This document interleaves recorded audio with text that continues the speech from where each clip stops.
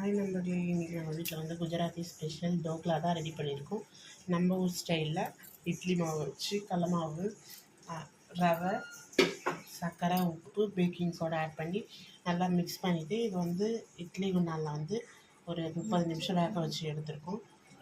இது வந்து எவ்வளோ சூப்பராக ஃப்ளஃபியாக சாஃப்டாக ஸ்பாஞ்சாக இருக்குது பாருங்கள்.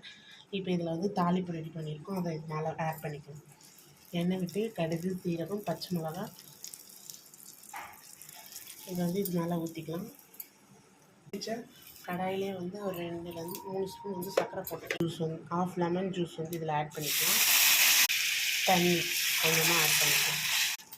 இது நல்லா கொதிக்கும் போது வந்து எடுத்து நம்ம டோக்லா மேலே ஊற்றிக்கலாம்.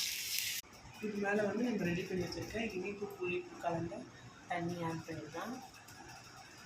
இப்போ வந்து பீஸ் பண்ணணும். இதோட முழு வீடியோ வேணும்னா எங்கள் யூடியூப் சேனலில் செக் பண்ணிக்கலாம். டேஸ்டான டோக்லா ரெடி.